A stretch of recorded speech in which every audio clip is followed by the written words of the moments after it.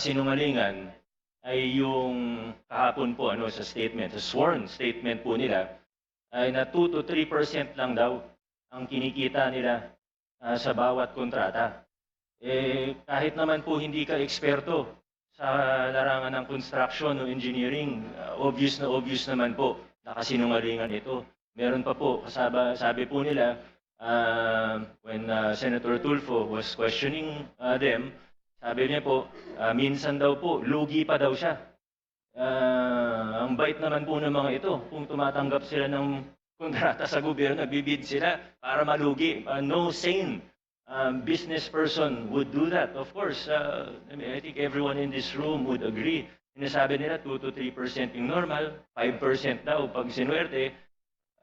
Pag kinompute po natin, alam ko medyo, Mr. Chair, with all due respect, if we just apply simple logic, it is already clear that they are lying. Although alam ko medyo iba kasi yung logic na ginagamit nila sa universe po nila. Pero pag tiningnan po natin logically, 2 to 3% of even 100 billion, 2 to 3 billion pesos lang po ito. Sila naman po yung nagmalaki at nag-flaunt. Pinagyabang po nila yung lifestyle nila. Na sobrang yan, sabi nga po nila sa isang interview, 11 digits. Sabi po nila, pinagyayabang nila, 11 digits. Sabi ni Ma'am Sara, 11 digits ang assets nila. So hindi bababa sa 10 billion. Nakita po natin, isang jade lang nila sa office nila, 100 million na kagad yun. Yung mga sasakyan, if they pay the correct taxes, it would easily reach almost 1 billion, if not more than 1 billion. How will you afford that if you're only earning 2 to 3% profit? Sabi naman nila, wala silang private contracts. Ayaw na daw nila sa private kasi maliit ang kita. Nasa interview din po nila. So, buti na lang po, ganun po sila magsalita in public at nalalaman natin ang mga katotohanan. And I don't mean to overstep, Mr. Chair. Please stop me at any time. But I would just like to, siguro hindi naman warning, pero siguro ang aking pag-igayat sa bawat isa, pati na rin sa mga mamamayang, sa ordinaryong mamamayan, na mag-ingat po tayo sa mga naririnig po natin.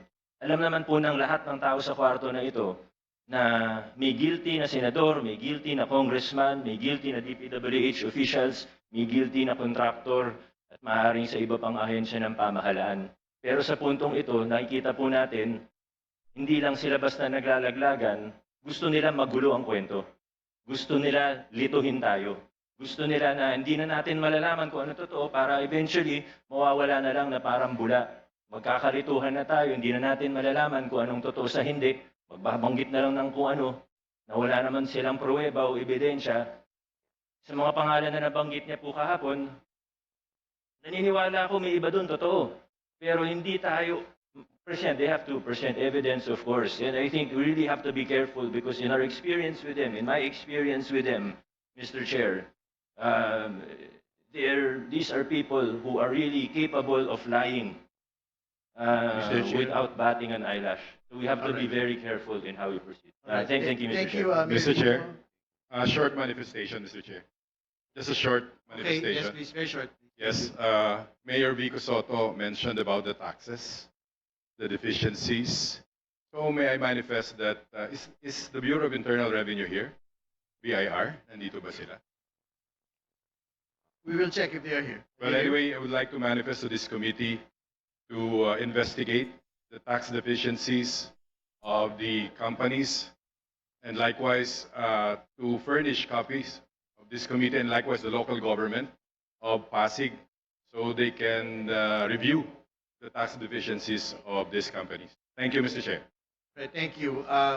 Okay, so I think we can proceed already Yeah. with Congresswoman for the next interpellator, Congresswoman Laila De Lima. Thank you, Mr. Chair. May I first ask, Mr. Chair, who are those who were subpoenaed during the last hearing, the first hearing, but are no show? Comsec, can you respond to the question of Congresswoman De Lima, please? Mr. Chair, we sent a subpoena at testificatum to the following: Wawaw Builders, Alpha and Omega, St. Timothy, and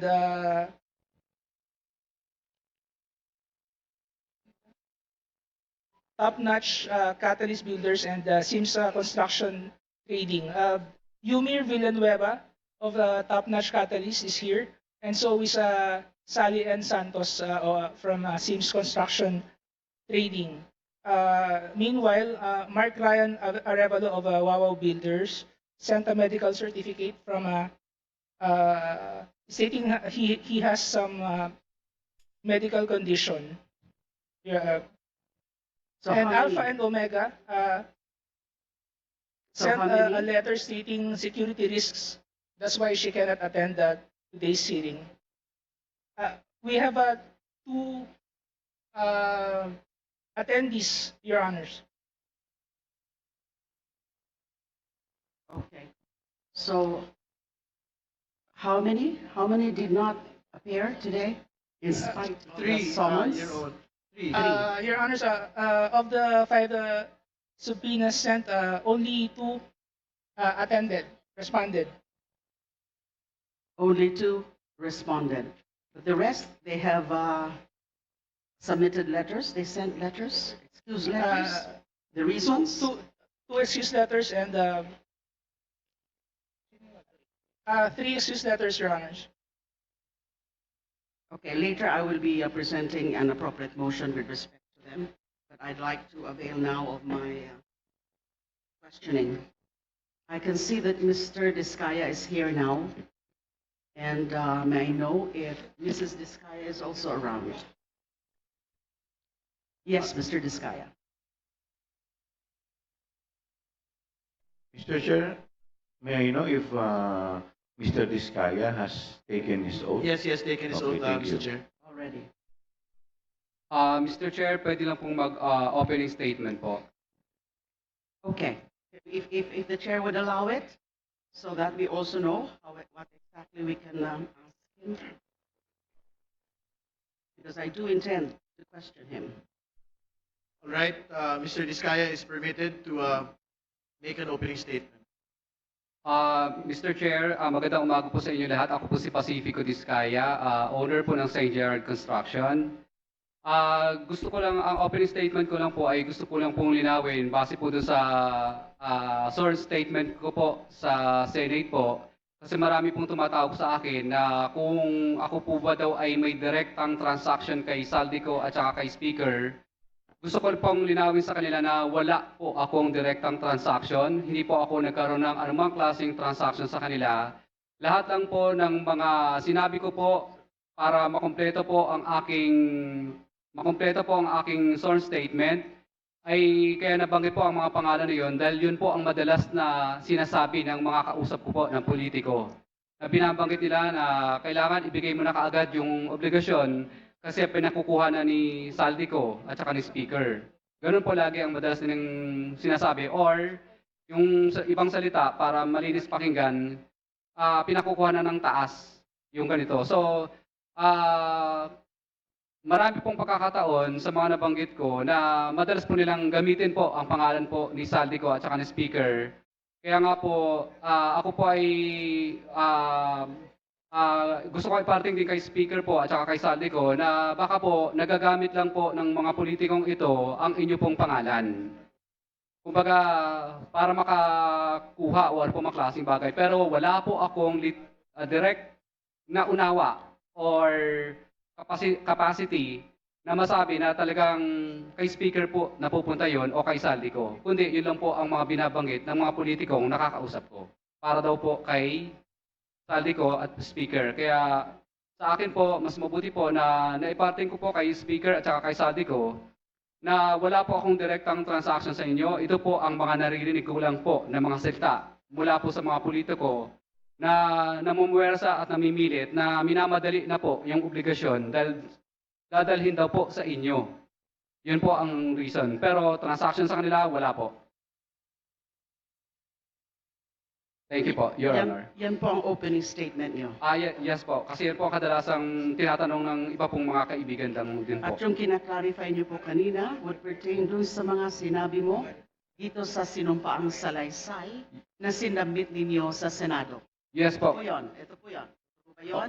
Opo, kasi lumalabas po na sinasabi nila na ako daw ay nakadirektang transaction ko si Speaker at saka si Saldi ko, which is wala naman po talaga. Ang nandito po na nakasulat sa akin pong salaysay ay naririnig ko po na madalas pong sinasabi at pinagyayabang ng politiko na ibibigay po sa kay Speaker daw o di ka kay Saldi ko yung obligasyon na hinihingi nila. So ang clarify nyo lang po sa amin ngayon is yung sinasabi mong no personal knowledge o wala kang diretsong Access. transaction Yes po. or access. And Yes when you po. say access, physical access, personal access, nakausap, naka-meeting, nakausap sa telepono, in person.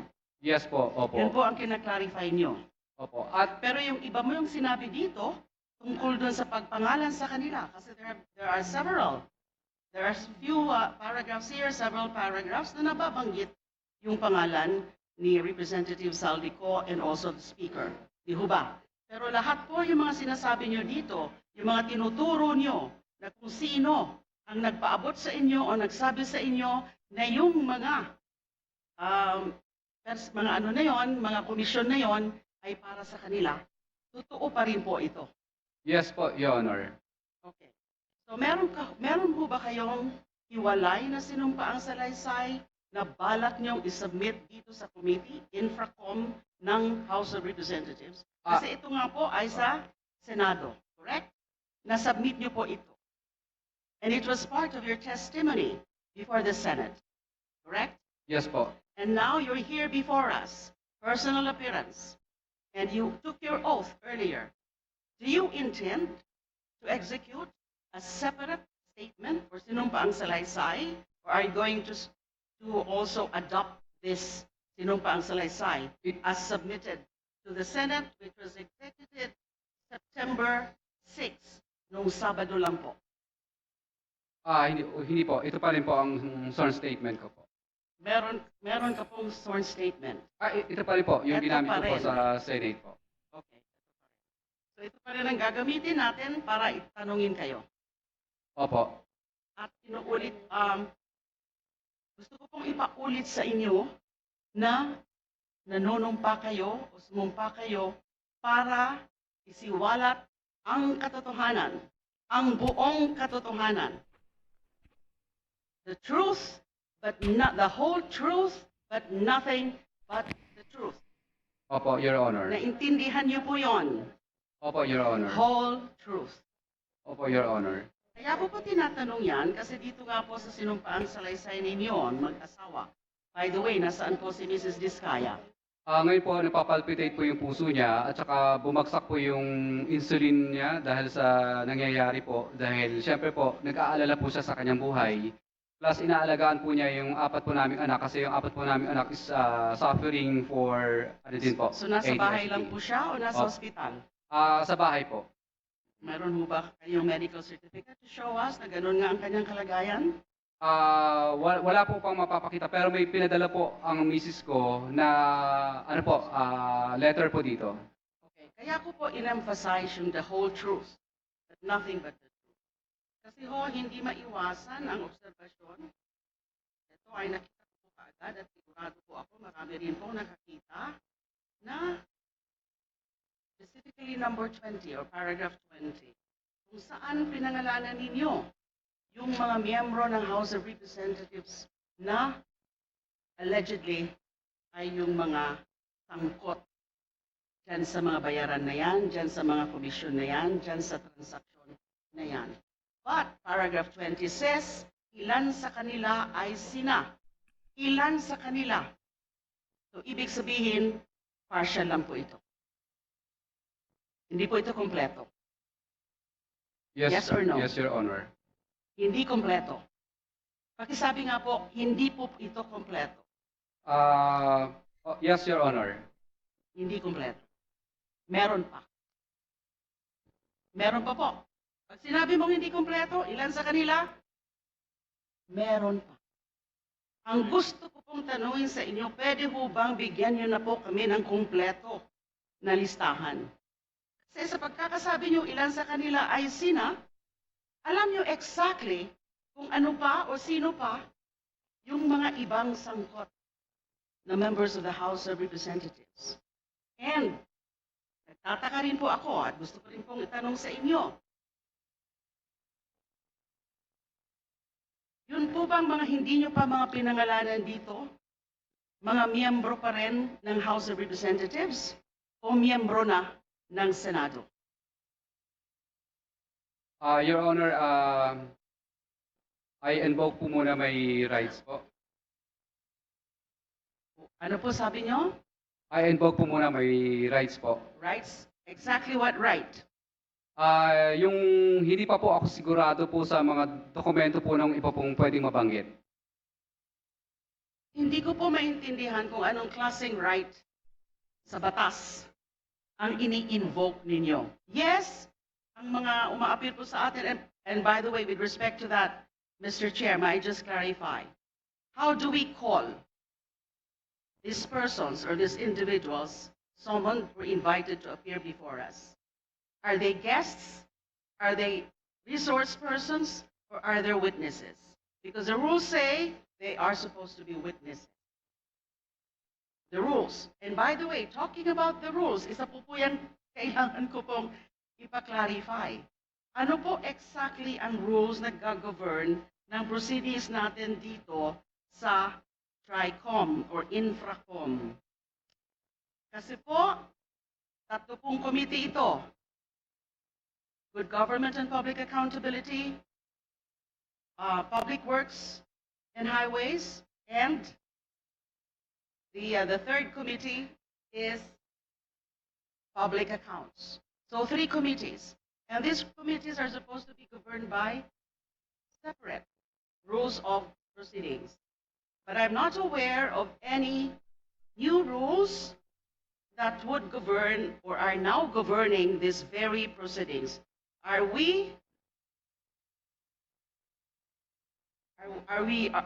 being governed by the general rules with respect to rules of governing inquiries in aid of legislation, or the rules of procedure, or these are the general rules of procedure governing inquiries in aid of legislation? Just clarificatory, Mr. Chair. We're governed by the House rules and the rules of procedure governing increase in aid of legislation. Okay, so We the don't have Separate. a separate House rules. Okay. Congresswoman And Galing. indeed, under those rules, witnesses have the rights, have certain rights. Pero po yung binabanggit niyo po ngayon, di ako po sigurado kung ano pong right. What specific right do you have that you are now invoking? You are not invoking right against self-incrimination, right? Your Honor, kung okay lang po ba, nasa executive session ko na lang po sasabihin para sa kaligtasan din po ng pamilya ko at ako. Hindi po ako papayag nun. Of course, that should be the decision of the body. But I am not in favor of this. Kasi, kung kayang-kaya niyo po na pangalanan ang ilan na mga members of the House of Representatives at nababanggit niyo rin nga po yung pangalan nila Speaker and Representative Saldico. Doon sa Senado, that was not in executive session, that was in open and public proceedings.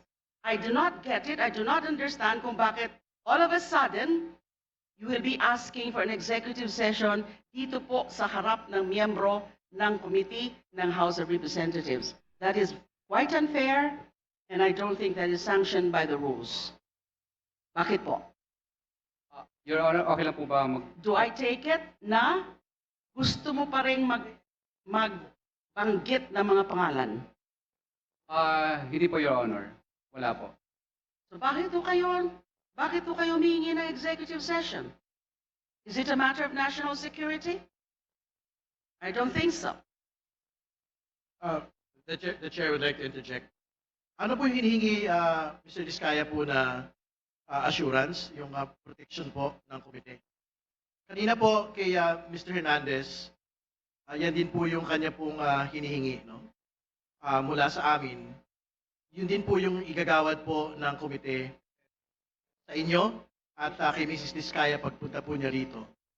Dahil syempre naunawaan po namin yung bigat ng inyong pong mga testimonya, malalaking tao ang atin pong pinag-uusapan dito. So kung if it is an assurance of safety, if it is an assurance of security, Mr. Chair, perhaps Mr. Diskaya may be allowed to consult briefly his lawyer so that the lawyer can enlighten him kung ano talaga ang pwedeng under executive session. Correct?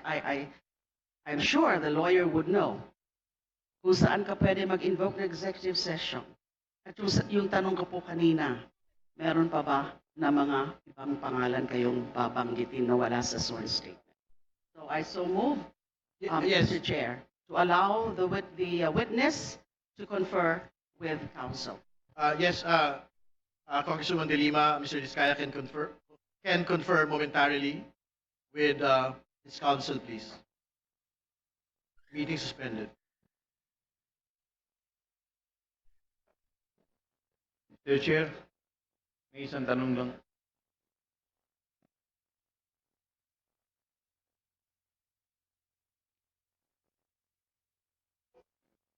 Diskaya can reply, please. Your Honor, pasensya na po kayo sa hinihingi kong invoke, pero wala na po akong babanggitin po. Opo, pwede na pong ituloy. Wala nang babanggitin. Yes po, hindi ko po ine-exercise yung invoke of the rights kasi wala na po akong idadagdag dito. Sinabi niyo po kanina, Hindi po, hindi ko lang po naintindihan masyado kasi po, actually po, first time ko pong makaranas ng ganitong klase ng mga bagay maliban po sa kahapon na Senate. paano niyo po ma-explain na nakalagay dito sa sinumpaang salaysay ninyo, paragraph 20, ilan sa kanila? Hindi ho ba dapat ang linagay dito kung wala na po itong mga dagdag? Ang mga ito ay sina or something to that effect. Pero malinaw na malinaw yung pagkakasabi mo ng ilan sa kanila. At hindi lang po sa paragraph 20. Ganon din po sa paragraph 29. Yung sinabi mo sa ilang pagkakataon ng mga politiko na personal na inaabutan ng halaga ayon sa hinihingi nilang porsyento mula sa proyekto. Ang pagbabayad na ito ay hindi namin kagustuhan kundi isang hakbang na ginawa namin dahil sa matinding panggigipit. Ilan sa kanila ay sina? And then you enumerated 1, 2, 3, 4, 5, 6, 7 congressmen. Paano nyo po mapapaliwanag yun? Ilan sa kanila ay klaro? Ilan lang, or examples. Ilan, few of them.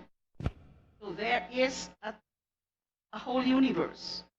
Your Honor, ito lang po ang nakasulat kasi wala po akong gabay ng abogado po dito. Nung akin pong itong sinulat, wala pong nag-draft. Ako lang po. Walang naggabay Opo. na abogado. Opo. So sino ang naggabay sa inyo kung hindi yung abogado? Bali po yung pagsusulat po nito, Your Honor, is ako po ang mismong nagsulat at pinabasa ko lang po sa abogado ko kung okay na siya. Ito po ay subscribed and sworn to no September 6. Yes, Your Honor. Ang gumawa nito ay abogado ninyo? Ako po, Your Honor. Kayo po. Mhm. O, so bakit po ganun ang pagkakalagay dito? Ilan sa kanila? So Sabado nyo ito in-execute. Yes, Your Honor. Prinisent ninyo kahapon sa hearing ng Senado. Yes, Your Honor. So ito ay sarili mong gawa Yes, Your Honor. na pina-formalize mo na lang sa abogado mo. Yes, Your Honor. Sino po yung abogado nyo? Si ano po, si attorney, Subido po. Attorney Subido. At ito ang presenta nyo sa Senado. Hindi ko po maintindihan. Wala na po. Wala na po. Ilan sa kanila? Ano pong ibig sabihin nun? Ilan sa kanila? Explain to us, please. Hindi po malinaw. Ang ibig po sa akin, kasi may pagka-Bisaya po ako, hindi po masyadong klaro sa akin ilan sa kanila. Ibig sabihin po, parang ito po ang mga binabanggit ko. Ito lang ang alam mo? Yes, Your Honor. Wala ka nang idadagdag. Wala na yun. Member of the House of Representatives o kaya ng Senado. You are under oath.